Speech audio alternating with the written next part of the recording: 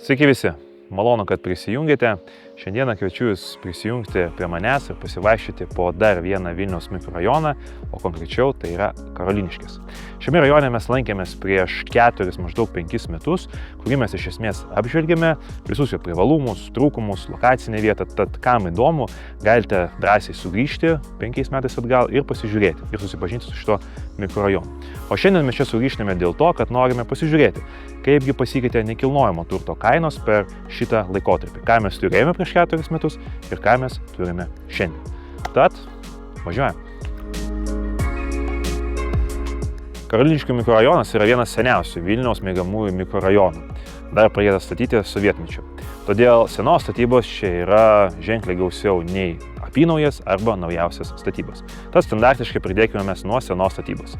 Ir kągi mes galėjome įsigyti prieš 4 metus. Suprantama, galėjome įsigyti 1, 2, 3 arba 4 kambarių butus standartiškai blokiniuose namuose, 5 aukščiuose arba 9 aukščiuose, kartais pasitaiko ir 12 aukščių. Kainos prasidėdavo maždaug nuo 1000 eurų už kvadratinį metrą, jeigu mes kalbame apie remonto reikalaujančius objektus, ir už tvarkingus suremontuotus objektus kaina kildavo iki 1500 eurų už kvadratinį metrą. Per pastarosius 4 metus, suprantama, kainos pasikeitė ir stabiliai augo kiekvienais metais. Šiai dienai, jeigu pasisektų, galima rasti didesnio ploto remonto reikalaujantį objektą maždaug apie 1700–1900 eurų už kvadratinį metrą, bet standartiškai maždaug kainos vaikšto apie porą tūkstančių už kvadratinį metrą ir pilnai suremontuoti, sutvarkyti objektai, nesvarbu mažesnio, didesnio ploto, kainos svyruoja maždaug nuo 2,5 iki 2700 eurų už kvadratinį metrą. Žinoma, Karoliniškės yra vienas iš mikrorajonų, kur sparčiai ir tankiai vyksta namų renovacija ir suprantama, kad renovuotose namuose kaina natūraliai bus didesnė. Taip pat senos statybos segmente yra paplitęs toks dalykas kaip butų perpardavimas. Ir yra perpardavinėtojai sugalvoję tokią mintį, kad galima perdavinėti butus, tai yra pagerinti jų funkcionalumą. Iš vieno kambario padaro kompaktišką 2 kambarių butą, iš 2 kambarių, kaip pavyzdys 50 kvadratinių metrų, padaro kompaktišką 3 kambarių butą. Pilnai suremontuoja, pakeičia viską iš esmės ir tokių objektų kainos, jūs nustebsite, bet iš tikrųjų yra labai aukštos ir jos prilygsta, kad ne vos naujai statybai ir žmonės labai maloniai juos perka. O kalbu aš apie kainas maždaug apie 3000 eurų už kvadratą ir kartais būna net ir daugiau, jeigu mes kalbame apie mažesnio ploto objektus.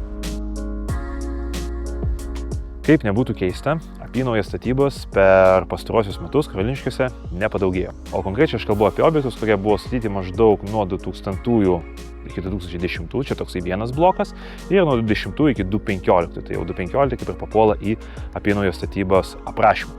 Taigi, ką mes galėjome įsigyti prieš 4 metus, kokias mes turėjom kainas. Kainos maždaug prasidėdavo nuo 1400 eurų už kvadratinį metrą, tai čia jau tokius atnaujinimo reikalaujančius variantus, ir kildavo maždaug tos kainos iki 2000 iki 2100 už paruoštus, suremontuotus objektus, kuriuos mes galėjome įsigyti.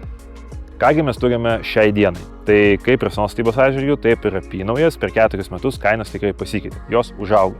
Tai tos senesnės apynaujas statybos kainos maždaug dabar svyruoja nuo 2300 iki 3000 eurų už kvadratinį metrą, o tos šiek tiek naujesnės apynaujas, čia nuo 2010 iki 2015, tai kainos maždaug svyruoja nuo 3000–2900 ir gali kilti iki 3500 eurų už kvadratinį metrą. Karoliniškių mikrorajonas kupinas netikėtumų ir staigmenų. Ir kaip aš prieš tai minėjau, kalbant apie seną statybą, kur užsiminiau apie objektus, kurie yra patobulinti iš 1 kambario perdaryti į 2, iš 2 į 3 su brangesnė kvadrato kaina, taip mes turime kelis namus Šimulionio gatvėje, kurie išsiskiria savo kvadrato kainomis, nors mes kalbame apie apynaują statybą, tai yra senesni namai. Tai vienas namas yra 2007, kitas namas yra 2015 metų. Tai yra mažaaukštė statyba, besiriboja su mišku, kur yra begalės pasivaikščiojimų takų, gamta, ramybė, žiauriai geras susiekimas su miestu, viešuoju transportu, dviračiais, viskuo, kuo tik tai yra įmanoma. Ir kvadrato kaina čia yra nejuokingai didelė, kuri prilygsta beveik naujai statybai. Jo kalbu aš beveik apie 4000 eurų už kvadratą ir tam tikrais atvejais net ir daugiau. Per pastarosius 4 metus naujos statybos Karoliniškių mikrorajono stipriai nepadaugėjo. Realiai mes kalbame apie vieną kitą naujos statybos projektą. Taigi kainos prieš 4 metus pas mus maždaug prasidėdavo nuo 1700 eurų už kvadratinį metrą liečiant dalinę apdailą ir kildavo maždaug iki 2500 eurų už kvadratinį metrą. Čia mes jau kalbame apie pilnai įrengtus ir gyvenimui paruoštus objektus. Šiai dienai, jeigu jūs dairotės naujos statybos projektų, tai dalinę apdailą maždaug jūs galite pradėti žiūrėti nuo 3200 eurų už kvadratinį metrą, kas yra ženkliai daugiau negu buvo prieš 4 metus. Ir tai čia kalbant apie didesnio ploto objektus. Ir kaina netgi dalinės apdailos gali kilti iki 3600 eurų už kvadratinį metrą, jeigu mes kalbame apie vieno arba kompaktiškus 2 kambarių butus.